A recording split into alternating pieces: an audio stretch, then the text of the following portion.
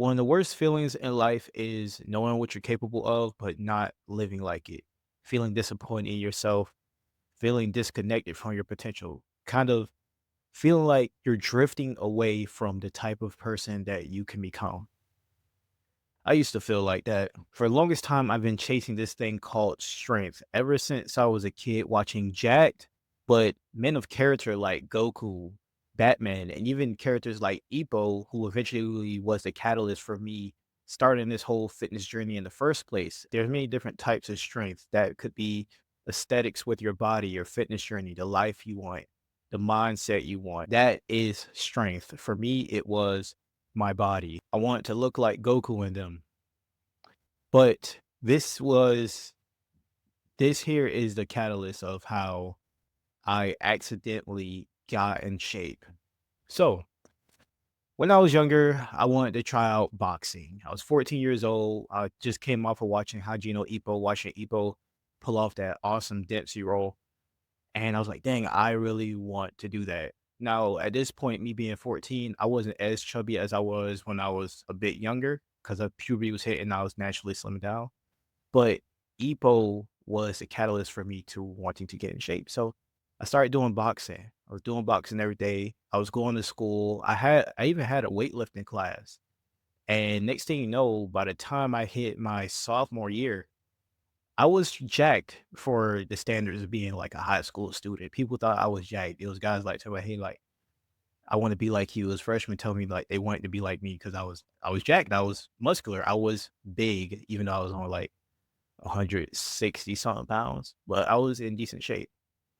Eventually left high school, left boxing behind, and I didn't realize what actually got me in shape. I joined the Air Force at 18 years old, and when it came down to physical activities like PT tests, I always passed my PT test. It was easy to me. Now, here's where I messed up. This is the part where I tell you guys how I went from 170 something pounds to 240 pounds. Now, guys, when I was getting in shape by accident initially, I was doing a lot of things. Take note of this. I was in high school, so I was walking from class to class every day. I probably was averaging like 15,000 steps per day easily. Then on top of that, I was lifting weights, and then like twice a week, I would go boxing, and sometimes a third day I would go do hard sparring. So I was very active, needless to say.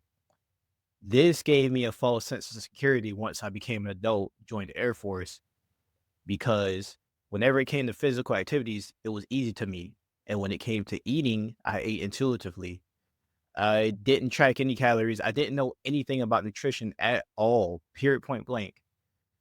And so my first deployment is what exposed this for me. When I went on my first deployment, needless to say, it was a high stress environment. It's going to determine whether or not you stay in for the long haul or you get out. A lot of people I knew on that deployment, they ended up getting out. It was their first deployment. On this deployment, it was a high stress environment. I let that stress get to me. When I got off of work, I stopped moving as much. I wasn't really eating what I was supposed to. I would eat this stress away as a reward from a hard day's work. Bad idea. I was doing two things. I was barely moving in comparison to how I was coming out of high school, and I was eating probably a lot more just because I was let that stress get to me. The thing is, I wasn't actually hungry. I was just stressed. What I should have did is what a couple of my friends did, a couple of my bodybuilder friends did that was also in the military with me. I should have got on that pre-workout and went to the gym anyway, because I was probably still getting pretty high steps at work. I probably should have just kept it going, kept the momentum going. But I let it get to me.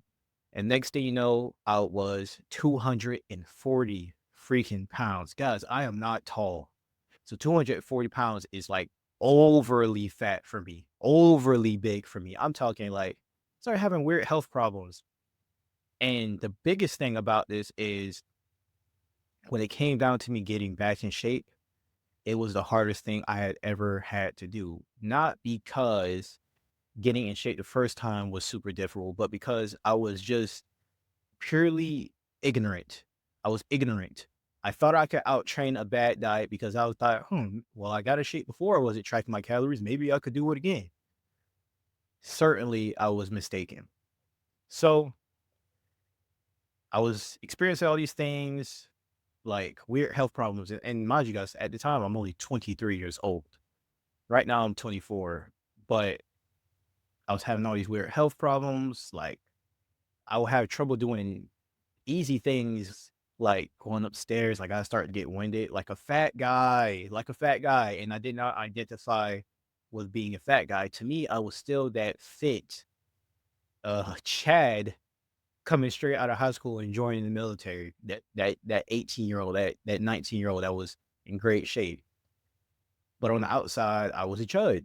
So I had to educate myself. I learned about nutrition. I learned about activity levels. And here's the thing, guys. Getting in shape the first time, my bad. Sorry, I meant to say getting in shape the second time was a lot easier than getting in shape the first time. But as soon as I educated myself on nutrition and on the activity levels, this is what I did. I learned how to track calories. Now I know what you guys are going to say. It's too much work.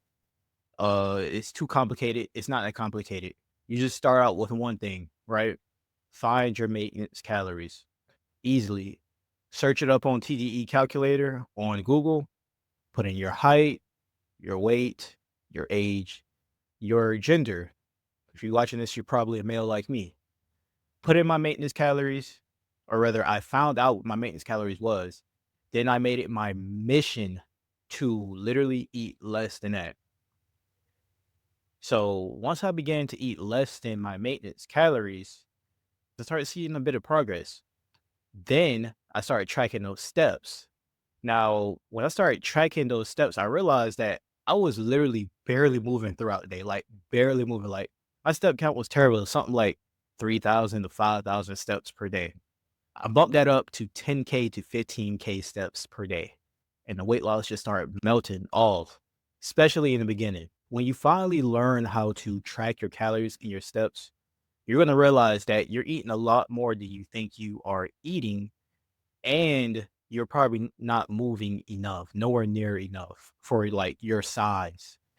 So track those calories and track those steps, and that will help you see results easily. Now, as for those hunger pains, this is a very big deal for me. People like me, like I call it the ghrelin wars because it's like a war with your stomach to like make it happy. Like you have to make your stomach happy or it's going to kick your butt. What you need to do to make sure that you're not experiencing hunger pains while you're on your diet, you need to be prioritizing fiber. When I first started tracking calories, I realized that I was only getting like 10 to 15 grams of fiber. The average person only gets 10 to 15 grams of fiber. You know how much fiber the average person actually needs?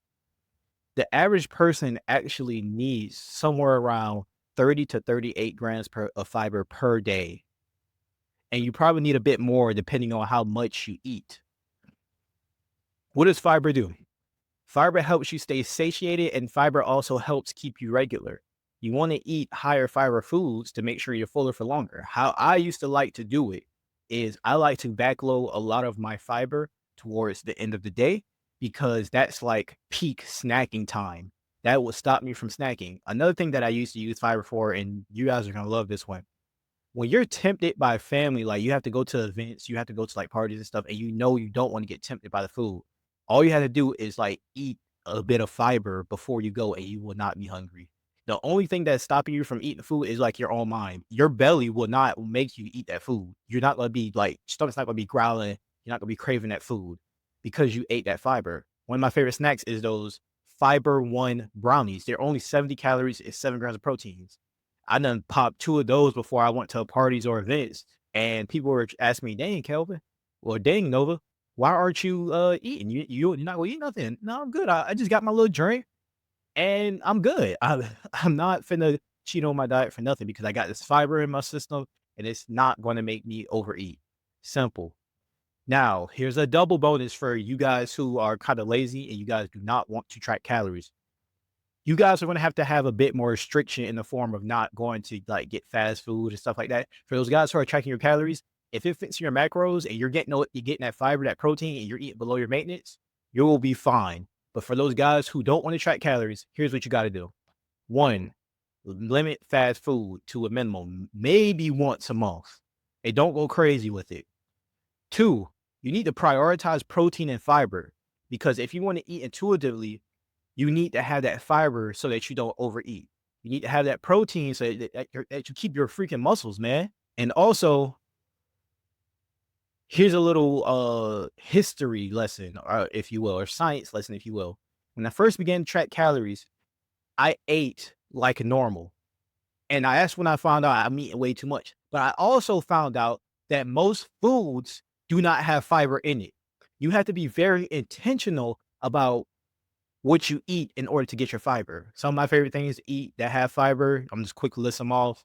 Tortillas, fiber one brownies, keto bread. That's a good one if you like to make sandwiches, grilled cheeses, peanut butter jelly sandwiches, apples, fruits, avocados. Like there's a bunch of different things that have fiber in it, but you have to be very intentional for those guys who are not tracking their calories and want to be intuitive with how they eat. And with that being said, I hope this helped you guys. This is literally how I went from 240 pounds back down to 177 pounds. Guys, that's a big difference. I lost the weight. I gained it all in adulthood, and then I lost it again just by educating myself. So that being said, if this video helped you guys, like, comment, subscribe, and I'll catch you guys in the next one.